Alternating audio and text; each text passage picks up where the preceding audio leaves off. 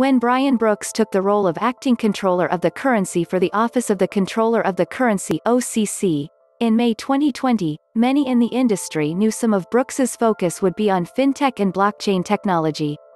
Since that time, the OCC has provided interpretive letters and guidance clarifying that banks can custody cryptocurrency and stablecoins, as well as engage in stablecoin activity.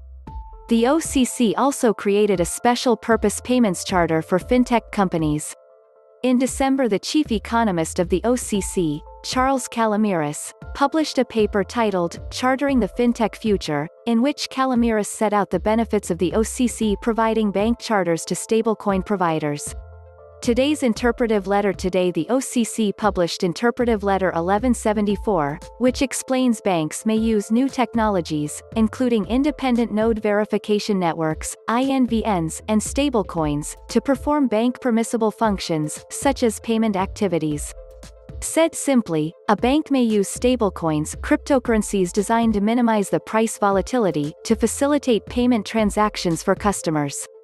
In doing so, a bank may issue stablecoins, exchange stablecoins for fiat currency, as well as validate, store, and record payments transactions by serving as a node on a blockchain INVN. Today's OCC news is innovative and exciting.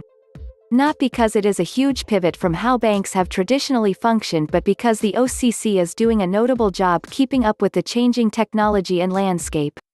Many criticize the US for stifling innovation and not allowing companies to evolve with innovative technology that would improve our financial system. Well, the OCC is doing just the opposite.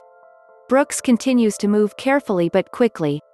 As today's OCC interpretive letter notes, over time, banks' financial intermediation activities have evolved and adapted in response to changing economic conditions and customer needs.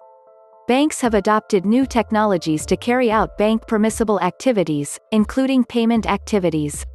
The changing financial needs of the economy are well illustrated by the increasing demand in the market for faster and more efficient payments through the use of decentralized technologies, such as INVNs, which validate and record financial transactions, including stablecoin transactions.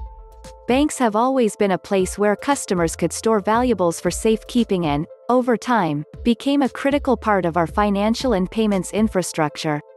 The history of the American banking system, from the passage of the National Bank Act in 1863, Federal Reserve Act in 1913 and the creation of the FDIC in the Banking Act of 1933, tells a story of regulation adapting to economic realities and changing technology. Stephen Palley, a partner in the Washington, D.C.